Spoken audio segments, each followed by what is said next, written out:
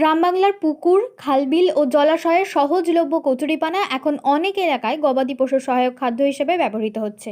তবে এটি কতটা উপকারী তা নিয়ে পশুপালকদের মধ্যে নানা প্রশ্ন রয়েছে। প্রাণী সম্পদ বিশেষজ্ঞদের মতে কচুরিপানায় অল্প পরিমাণে প্রোটিন, ফাইবার, ক্যালসিয়াম ও ফসফরাস থাকলেও এর 90% বেশি অংশই জল। তাই এটি কখনোই গবাদি পশুর প্রধান খাদ্য হতে পারে না। বিশেষজ্ঞরা জানান, পরিষ্কার ও দূষণমুক্ত জলাশয়ের কচুরিপানা পরিমিত পরিমাণে কেটে শুকিয়ে বা অন্যান্য খাদ্যের সঙ্গে মিশিয়ে খাওয়ানো যেতে পারে। এতে হজমে কিছুটা সহায়তা মিললেও অতিরিক্ত কাঁচা কচুরিপানা খাওয়ালে গ্যাস, পেট ফাঁপা, ডায়রিয়া ও অপুষ্টির ঝুঁকি বাড়তে পারে। এছাড়া দূষিত জলাশয়ের কচুরিপানা ভারী ধাতু ও কীটনাশকের ক্ষতিকর উপাদান বহন করতে পারে। দুধ উৎপাদন বাড়াতে কচুরিপানার কার্যকারিতার পক্ষে নির্ভরযোগ্য বৈজ্ঞানিক প্রমাণ নেই। তবে ভালো উৎপাদনের জন্য সবুজ ঘাস, খড়, ভুসি, খৈল, মিনারেল মিশ্রণ ও পর্যাপ্ত বিশুদ্ধ জল সহ সুষম খাদ্যই সবচেয়ে জরুরি। বিশেষজ্ঞদের মতে কচুরিপানা কেবল সহায়ক খাদ্য হিসেবে ব্যবহার করাই নিরাপদ ও যুক্তিযুক্ত। এখন শুনুন এ বিষয়ে আরামবাগ নেতাজি মহাবিদ্যালয়ের উদ্ভিদবিদ্যার অধ্যাপক ডক্টর জীবন কুমার পাল এবং গোঘাট 1 নম্বর ব্লক কৃষি দপ্তরের টেকনোলজি ম্যানেজার শেখ শামীম আহমেদ কি জানালেন।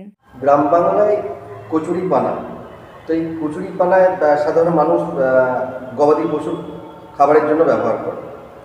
তো এই কচুরিপানার পুষ্টিগুণ গবাদি পশুর ক্ষেত্রে এটা কতটা এবং এর মধ্যে কী কী আছে এটা যদি একটু বিষয়টা বলেন।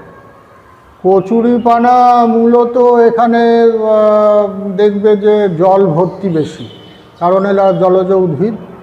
এটা একটা ইনভেসিভ প্রজাতি। কচুরিপানা যেমন ভালো দিকও আছে, খারাপ দিকও আছে।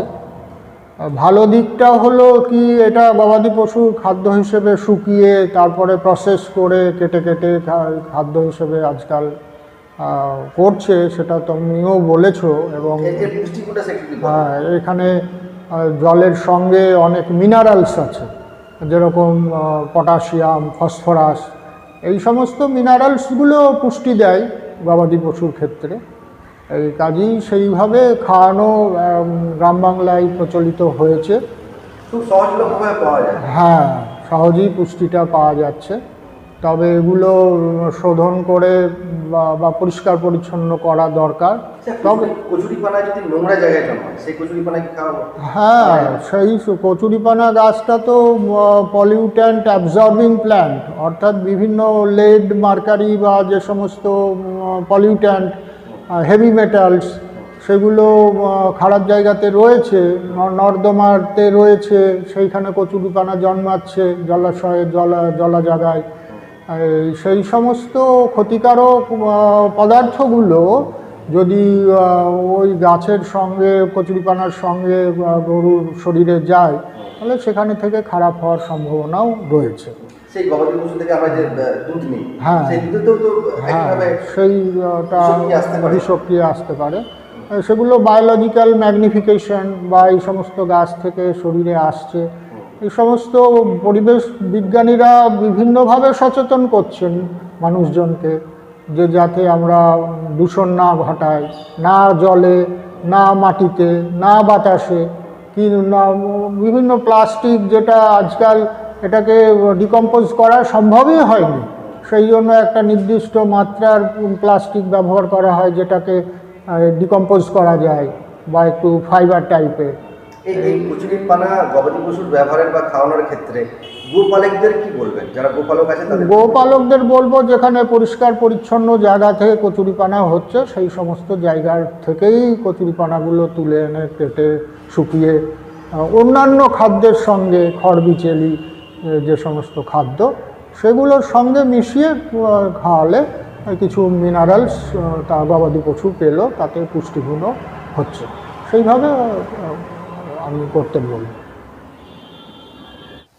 এই যে গ্রীষ্মকালে গ্রামেগঞ্জে বিভিন্ন খালবিলে দেখা যায় কচুরিপানা আছে আর কি, তো এই কচুরিপানা কীভাবে কৃষিক্ষেত্রে কাজে কীভাবে লাগানো যেতে পারে?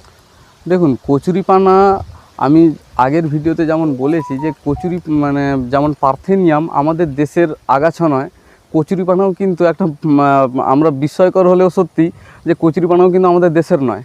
কচুরিপানা অ্যাকচুয়ালি অ্যামাজনের উদ্ভিদ।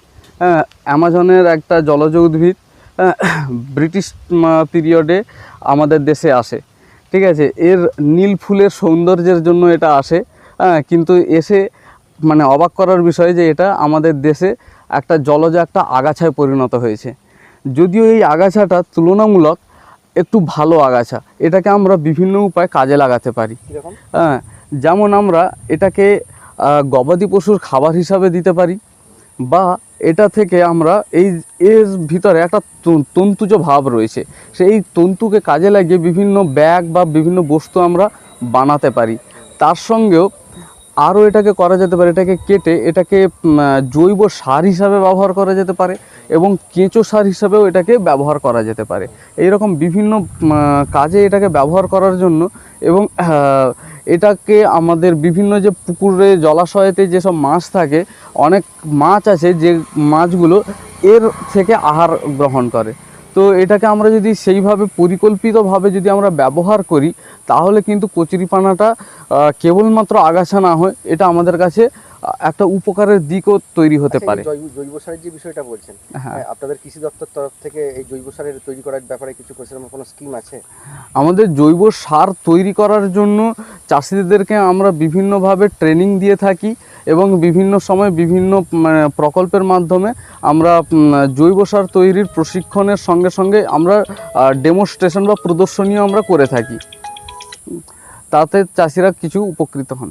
আপনাদের স্কিম আছে এর জন্য? হ্যাঁ হ্যাঁ, আমরা আলাদা করে নেই, কিন্তু আমাদের আত্মা স্কিমের মাধ্যমে আমরা এগুলো করতে পারি। আপনার নাম? আমার নাম শেখ শামীম আহমেদ, আমি গোঘাট 1 নম্বর ব্লকের অ্যাসিস্ট্যান্ট ডিরেক্টর অফ এগ্রিকালচার অফিসে বিটিএম পদে কর্মরত। সোনার ছোঁয়ায় বদলে যাক আপনার বিশেষ মুহূর্ত। বিয়ে, অন্নপ্রাশন, জন্মদিন কিংবা যে কোনো উৎসব ও উপহারে আপনার সাজকে আরও রাজকীয় করতে নিয়ে আসুন সেরা গয়নার সম্ভার। আধুনিক স্বর্ণালঙ্কারের নতুন ঠিকানা নিউ তাজ জুয়েলারি। ঠিকানা হেলান বাজার, খানাকুল, হুগলি। যোগাযোগ 8981030355, 9330537004। নিউ তাজ জুয়েলারি, যেখানে বিশ্বাসের সঙ্গে মেলে সৌন্দর্যের ছোঁয়া। অত্যাধুনিক সুসজ্জিত লজ সানা লজ, আরামবাগের চন্দ্রবান হাই স্কুল ও পুরসুরার দিগুড়িঘাটের মধ্যবর্তী লঘু চকের মনোরম প্রাকৃতিক পরিবেশে গড়ে উঠেছে এই অনন্য ঠিকানা। বিবাহ, অন্নপ্রাশন, এনগেজমেন্ট বা যে কোনো সামাজিক অনুষ্ঠানের জন্য সর্বাধুনিক ব্যবস্থায় প্রস্তুত সানা লজ। রয়েছে পর্যাপ্ত গাড়ি পার্কিং সহ আধুনিক সব পরিষেবা, সবই আপনার সাধ্যের মধ্যে। আজই বুকিং করুন আপনার স্বপ্নের অনুষ্ঠানের জন্য আপনারই পছন্দের ঠিকানায়। সানা লজ, দিগুড়িঘাট ও চন্দ্রবান হাই স্কুলের সন্নিকটে লঘু চকে। যোগাযোগ শাহনওয়াজ মোল্লা। Mobile number 9734754516, 9641092406।